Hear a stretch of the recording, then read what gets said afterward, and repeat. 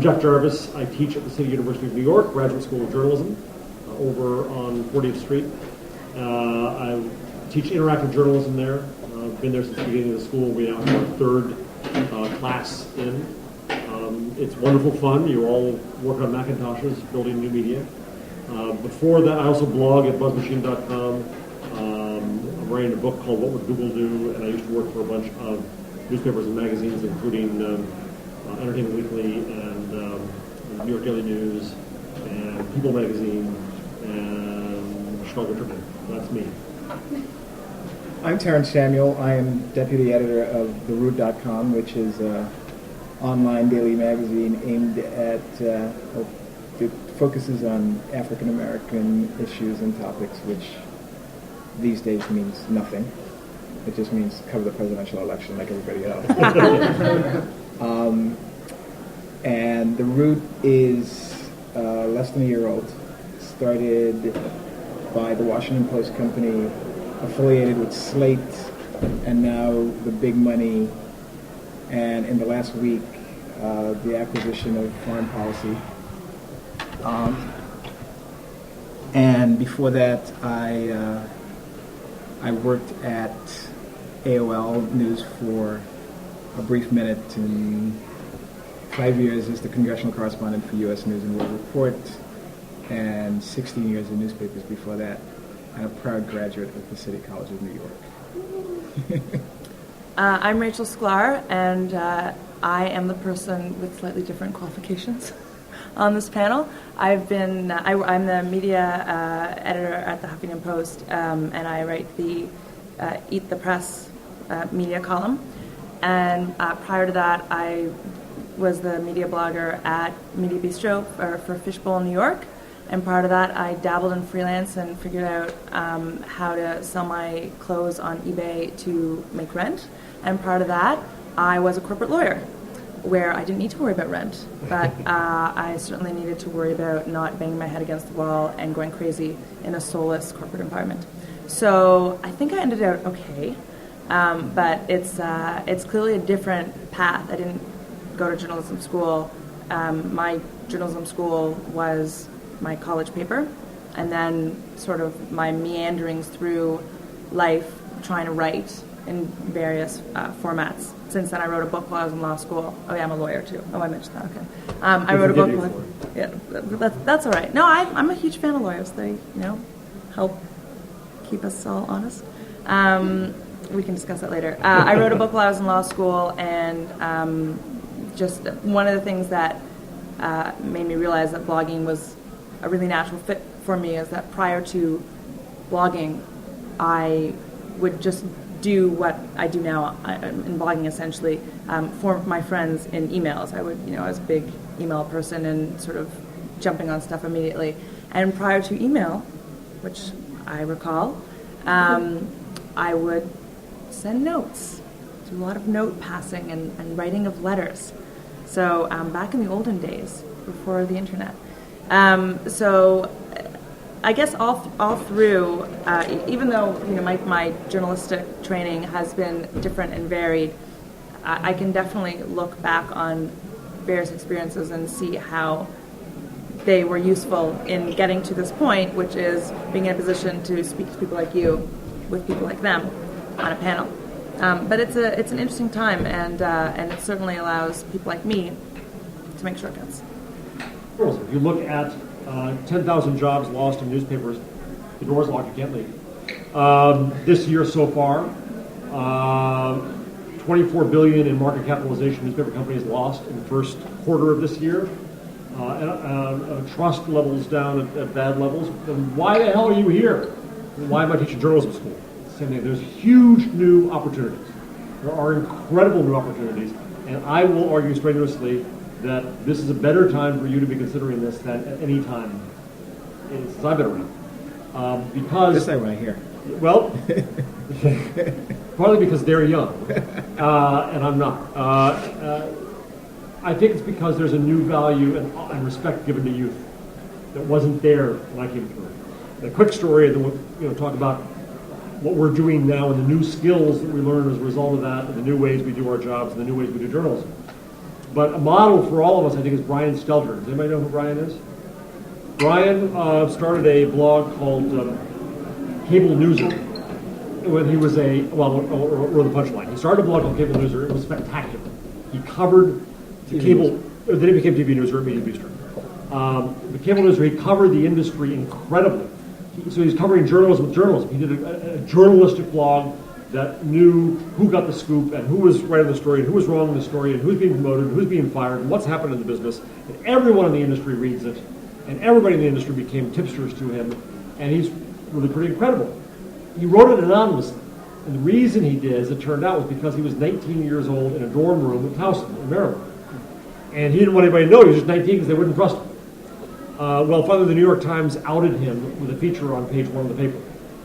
And then he sold his blog to Media Bistro. And he kept doing it until he graduated. And when he graduated, who hired him? New York Times. And he's been writing page 1 stories daily and Sunday. He's been doing great work. Now, I just want to interrupt you. He chose the New York Times over another offer from NBC. So he had his pick. Everyone wanted Brian him. Williams is a big fan of his. And so Brian is there at the New York Times. And when he went there, I said, Brian, remember, they have as much to learn from you as you do from them. And he has he could now get that job at 21. When I was 21, I had the worst job interview of my life at the New York Times. They were as snotty as you could imagine. And if I'd gotten a job there, what would I be doing but getting coffee? Brian goes in there and he's writing top stories. There's a fear in the business is good for you because it means change. You can become agents of change. You can understand new ways to do things. You are the change you have been waiting for. Exactly. Yes. Sorry. Takes me 3 beats. So that's the opportunity you have, I think, and you'll learn new ways to do things and not the old ways to do things. All of our students at CUNY learn how to make podcasts and video and wikis and blogs and live blog, and there's more stuff coming that hasn't been invented yet. And so you come out of trying to do journalism in new ways today, you're going to be inventing things that we are in fact waiting for and trying to figure out. And that's a big opportunity for you. So that's my rah-rah, but where it is. You have lots of new skills to learn about across all media. You don't just pick one medium in your career now. And it's fun. So what sage advice do you guys have? That sounds pretty good. Like that sounds pretty fun, frankly. Like, That's true. That's what I do, and I get to choose sort of what I do, and I like doing stuff across, different platforms. But actually learning how to do it right. Like I've started posting little videos just with my camera and just like literally with my arm out. Like I was at the convention, so I did like, we're here on the convention floor. Here's this person or that person. There's Trent Lott. I did one with my friend's friend Eunice, who's the Asia business editor at CNN, and she's in town, and we were both bridesmaids in my friend's wedding. So we were talking a little bit about the market, and I was like, this would be a great video. What I lacked in technological savvy, I made up for in seizing the moment and just doing it and talking to someone knowledgeable about something important. And she was actually really smart, obviously, I guess, as she could be. But it was really interesting just talking to her about the bailout and, the prospects for it and what was different about the new plan versus the old plan. And so I just did that. I gave my friend, our common friend, the camera. And we had a little chat, and then I posted on my blog. And that's content. And you can't, I think that I don't post everything that I do. Sometimes I do stuff and I don't think it's good enough, or it doesn't work out. But sometimes it is, and it's just an easy way of being able to grab the moment. But like that's the sort of thing like live blogging, and then just some of the stuff that you were mentioning. Like we did that last night, and so me and a couple friends and media people live blogged the debate, and that's just another different form, and not everybody is good at the different formats. Like some people are best at like classical reported, just the news stories, and some people are colorful writers, and some people are really good at blogging and taking the news and spinning it, or reactive stuff versus thinky stuff. There's just like there's never before, I think, been such a broad spectrum of ways that you could put yourself out there, and there's never really been such a low barrier to entry. I mean, it is honestly really, truly ridiculous that I can do what you just saw, and then people from the news industry will watch it and then send me an email saying, I really liked that. Because that's, for a similar segment on CNN, they have a booker and they book guests and they bring them in and they do a pre-interview and they plan it. So it's just a different sort of way of doing things. But I think the most important thing is sort of to just be proactive and try stuff. I agree. I think the whole debate about the future of newspapers and what's going to happen to journalism and online is essentially a debate about delivery systems. It's about how we get people information, as opposed to, there's never been a greater need for information. Obviously, the marketplace for information is just exploding, and the deep need that we have to tell stories, that's not gone away, even if it's 2 minutes on a video. So people are looking for it. So the question is, how do we deliver this? And the old ways of doing it are being surpassed by others.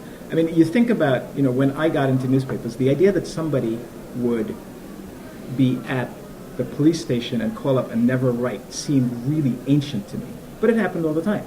And I thought this was the most incredibly archaic, ridiculous thing I'd ever heard. Well, all the 23-year-old kids in my office, when I say, oh no, we can't use that headline, that doesn't fit. I go, we want people to click. It's the web. We don't have to be. It's like, okay, you guys are right. Go ahead.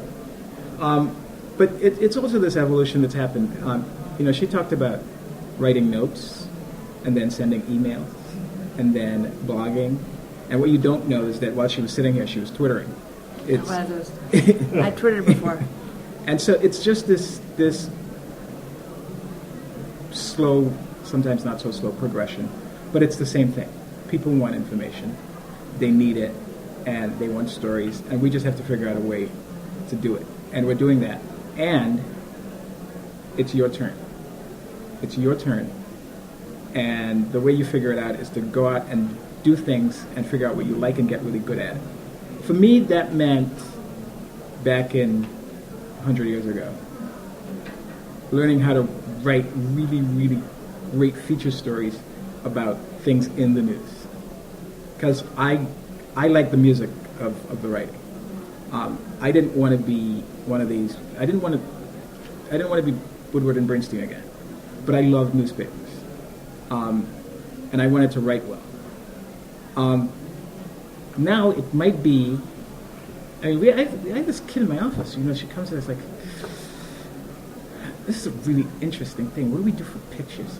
And I go back into my office. I come back and she's done this thing. I was like, wow. My point is, be proactive, figure out what you're good at, what you like, and go get it. What skills did you have to learn switching from magazine and newspaper to this new world, and what skills do you look for in hiring people? The thing I had to do is to forget that there was no one way to do this. I had to forget that, but in some ways it had happened over my career. I went from newspapers. I worked at the Philadelphia Inquirer for 10 years. I went to the Washington Bureau of the St. Louis Post-Dispatch. Fired a bunch. That bureau's down to one person as of this week. And so I went from covering daily stories to writing for the weekend paper on Sundays, which was a different deal, to a news magazine at U.S. News and World Report, where it was,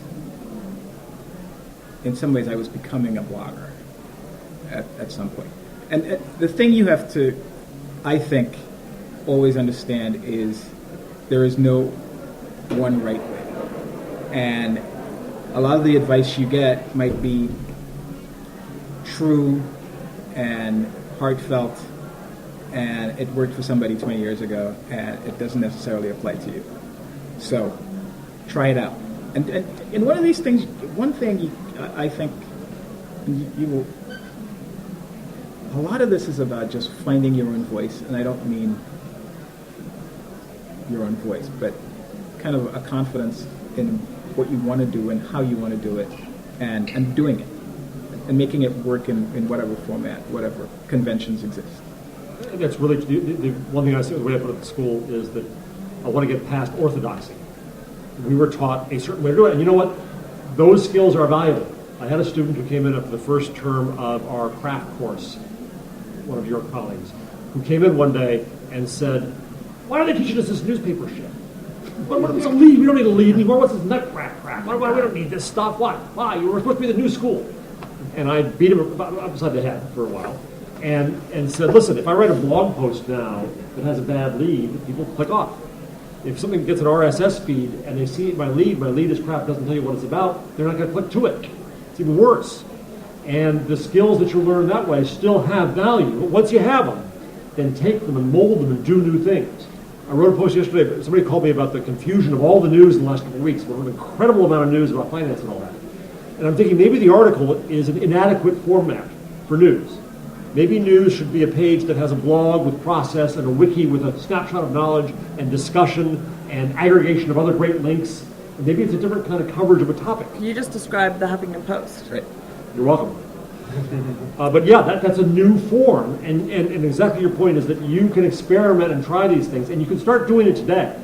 You can make videos and make blogs and make all this stuff today. But I actually really want to, I didn't want to give the impression that you can be like, "Hey, person who knows something, I'm just going to grab my camera and ask you a question." You have to have walking around knowledge. Like there's a lot of, I've worked really, really hard. I haven't been doing this for very long, but when I was first hired at Media Bistro to do the media blog, it was because somebody had quit and then somebody else had quit, and Elizabeth Spires, who had founded Gawker and then had gone to Media Bistro to be the editor there, was pretty desperate, and someone recommended me, and she was like, "Can you do the start tomorrow?" I was like, "Yeah," and I had no idea who a lot of people were. I'm not going to tell you who we've mentioned a few people who I was like, "Ooh," I just really didn't know, and so in order to do it, I mean, I remember working so hard, and it's actually good that I had the legal training because it really put the fear of God in me in terms of being very attentive about the details. Because when I go back and I look at my first month of stuff, I actually cannot believe how authoritative I sound. But it was because every post took me 10 hours. I literally didn't sleep, and I had. I just drank in the knowledge of people who actually knew. I had a bunch of mentors, and I learned very quickly who to ask. And that's actually been one of the great skills that I've developed over the past few years that I would recommend to everyone. Is it's not only having your walking around knowledge and knowing what you know. It's also recognizing you can't know everything, but it's really helpful to know who to ask really fast, who will get back to you. And that's just useful. And that's been amazingly useful to me in this campaign. I'm Canadian. This is my first election that I've really paid much attention to. And in 2004 was when I started realizing, I should really be a little bit more into this.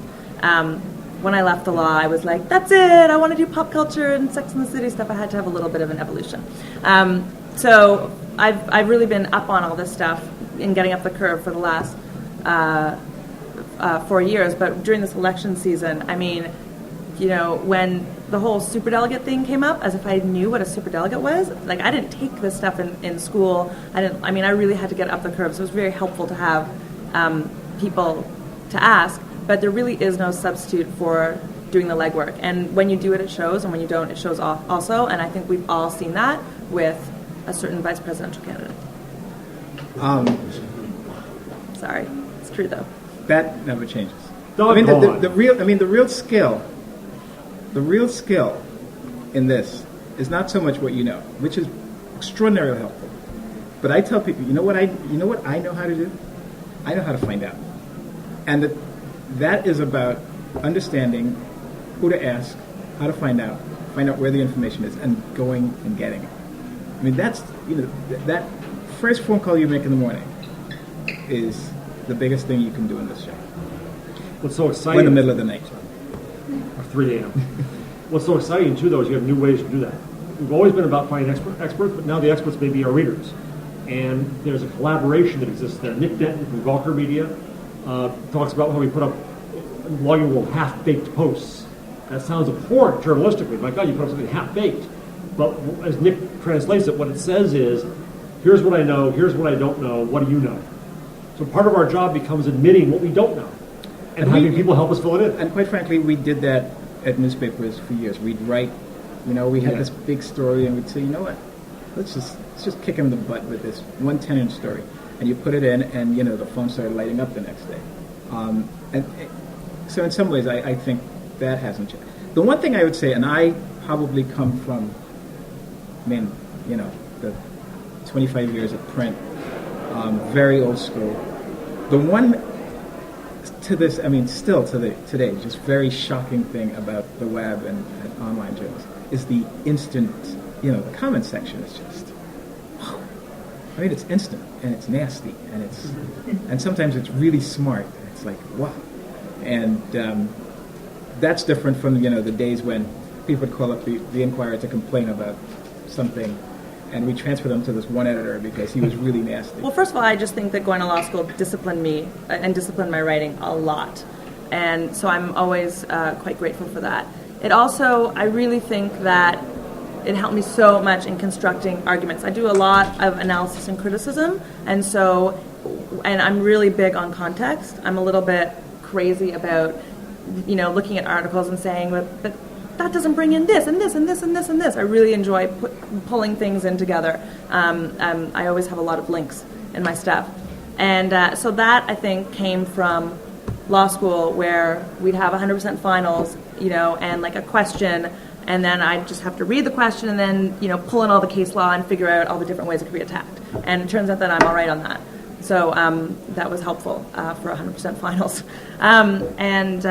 So I think that has been very helpful. I also think that, being a lawyer sort of taught me a little bit about being niggling about details and about being strict about, facts and sort of, and including everything. So a lot of my work, I'm not, and this is probably a bit of an impediment to me, being more widely read, because it's a lot denser, and I'll always have like a parenthetical that says like, but to be fair, such and such and such, and providing for that. So I'm really big on like closing every single loophole that could possibly exist in my story before I publish it.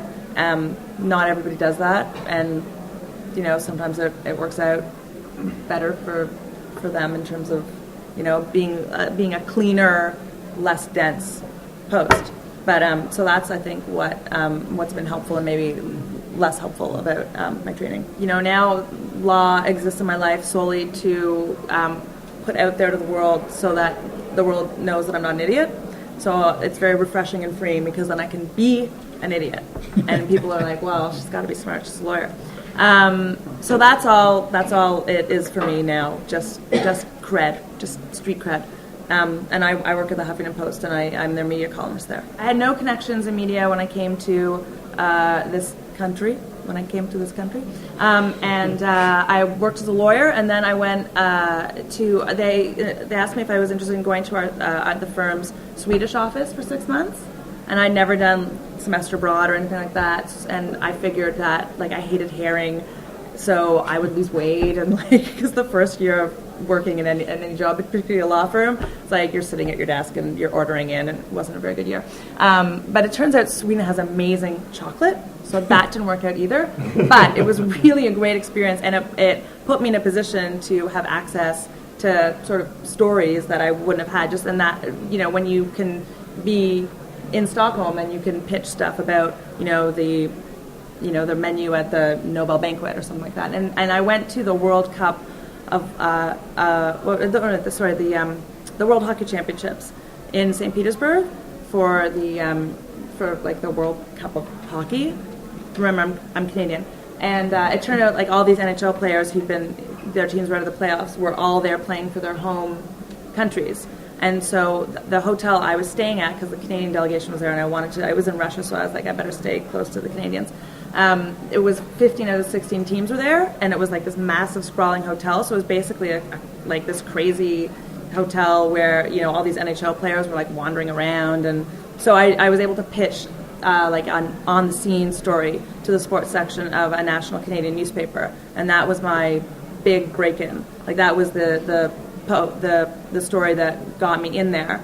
And then I started doing like other sports stuff, and then I moved to a different section, and then I took a class at Media Bistro, and it was sort of like a 8 classes and 8 different forms of stories. And the first day, we had to come to the class with something appropriate for like the Metropolitan Diary section, which I had never looked at.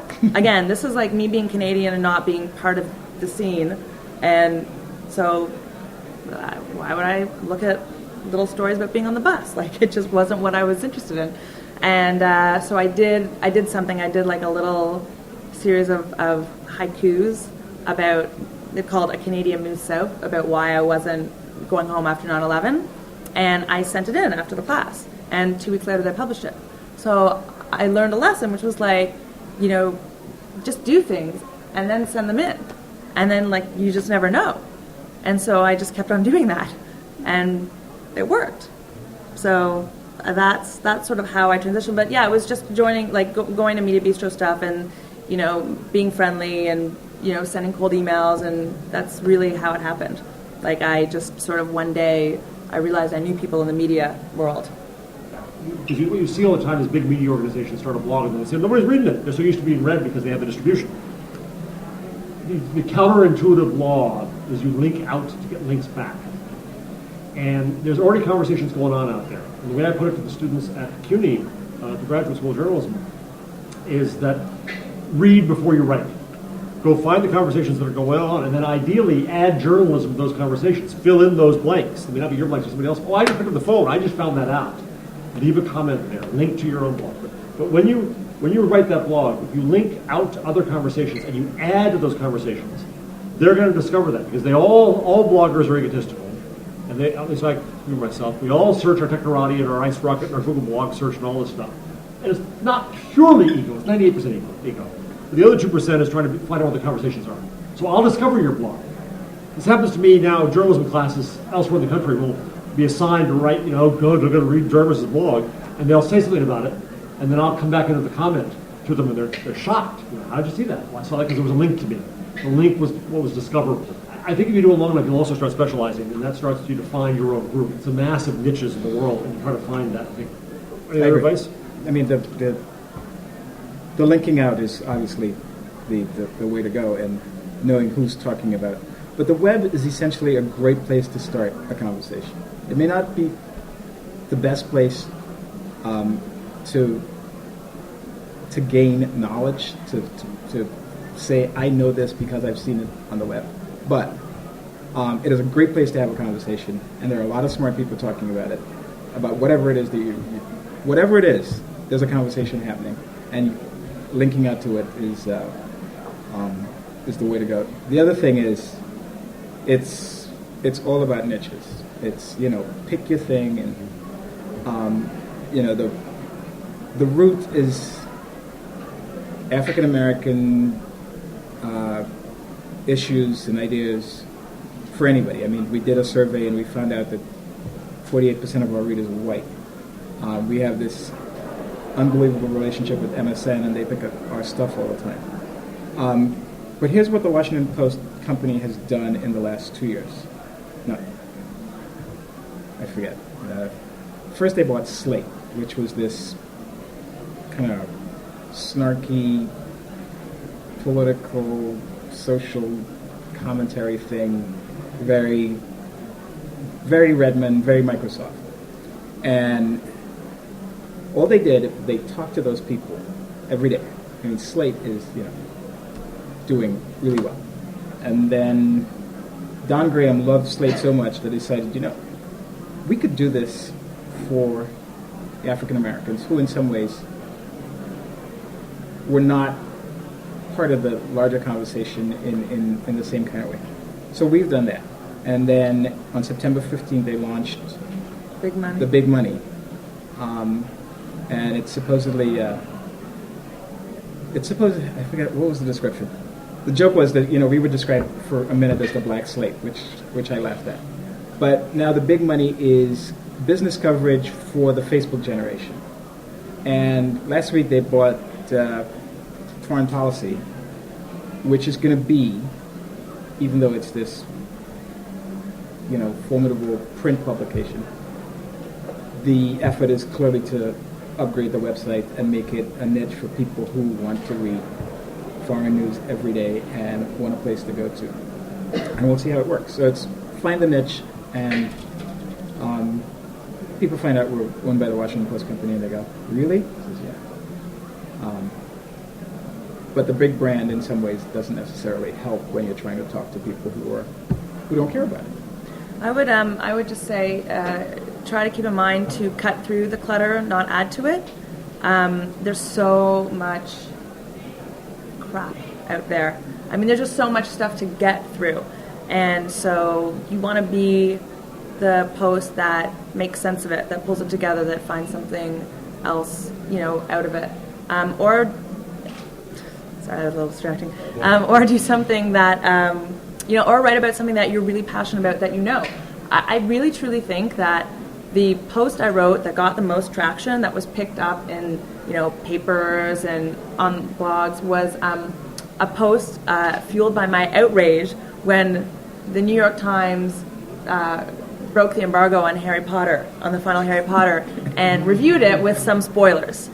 And that really made me mad because I love Harry Potter and I was really excited, and I respected that embargo, and sort of I didn't want the New York Times ruining anything for me. I wanted to find it out on my own, and so that my outrage was picked up in like the Los Angeles Times, and my Google alerts went crazy. I actually don't Technorati myself, and I never used Ice Rocket, but Google Alert, a simple Google Alert will help.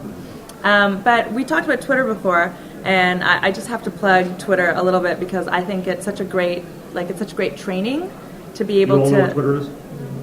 No? Okay. It's micro-blogging. It's 140 characters long, so you can do it on your phone or on the web. But there's a social aspect here. You choose whom to follow, and people choose whether to follow you. And so I follow 300-some people, that's all I choose to follow there. But I get a sense of what their life is going on, or what they've read just now, or what else they think is interesting. And it's a faster, more processy way to keep in touch with people.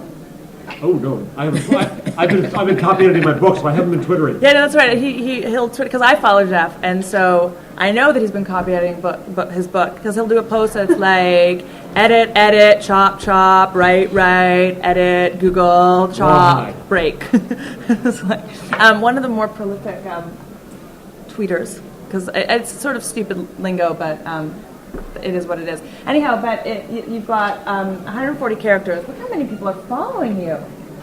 3,000. And it's sort of it's a great muscle. Like I love it because it's forcing me to be brief, which I have a bit of a problem with, and it's really it's forcing you to get your thought out. Since this is for me, it's sort of part of a branding thing and part of a getting people to come to my website too, and so I have to be pithy.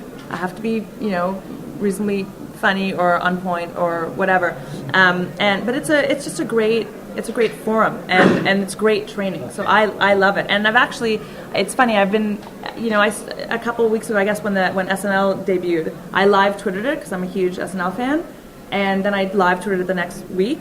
And then this week I was at dinner and I checked Twitter at 11:40, and there were all these Twitters like, oh, where's Rachel Sklar? Why isn't she live Twittering? So I was like, I gotta go. I left my dinner. I was like, I'm coming. Not 5 people maybe cared, because that's the other thing. It's really exciting to have 3,000 people reading. Like, wow, I've got under 1,000, but those readers right now matter so much more to me than whoever looks at the Huffington Post, which I assure you has more than 3,000 readers. But anyhow, I would highly, highly, highly recommend play with the new tools. Yeah. I just want to get my props here. This is a flip video camera. Costs $179, records an hour, one button push, record it, put it in, it goes straight to YouTube.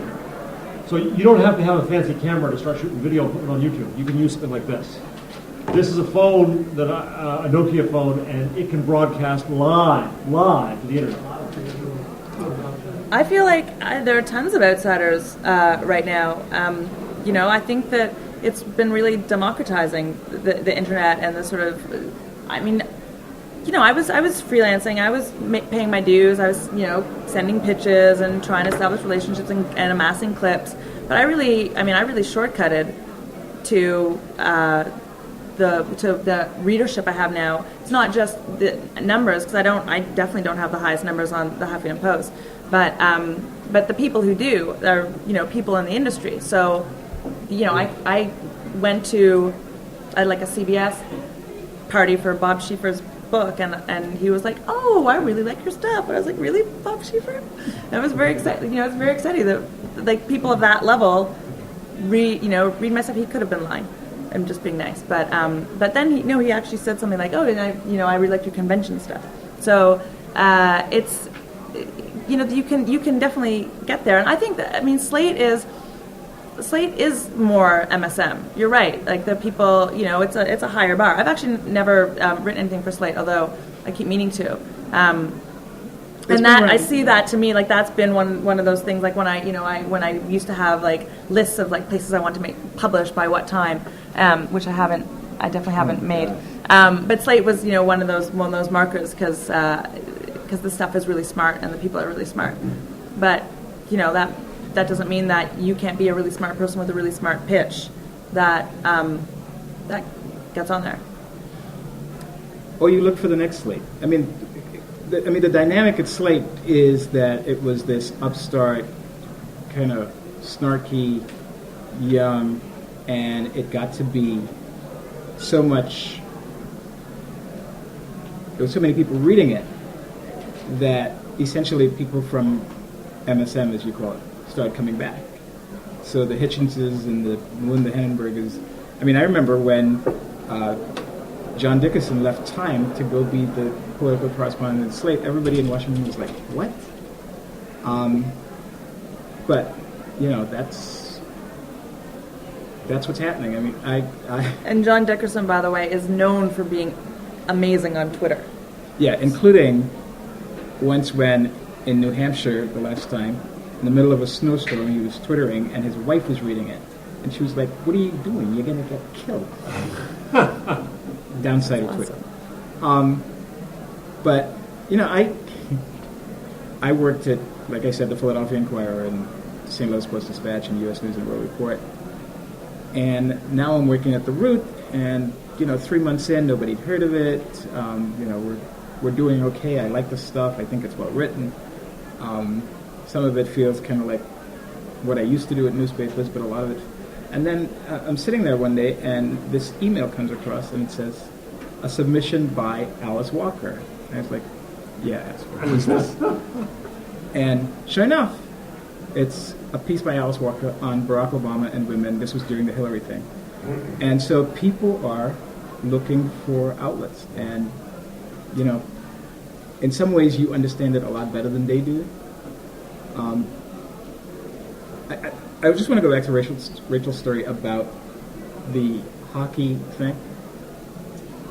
If you walk into a hotel and you see 15 hockey teams, what would you do? You'd go, "Wow." And you'd go, "All right, this is what I would do." It wouldn't occur to me to file a story. But the point is, pay attention to your own interests. The things that stop you and make you stop. That's an alert that you should follow and pay attention to.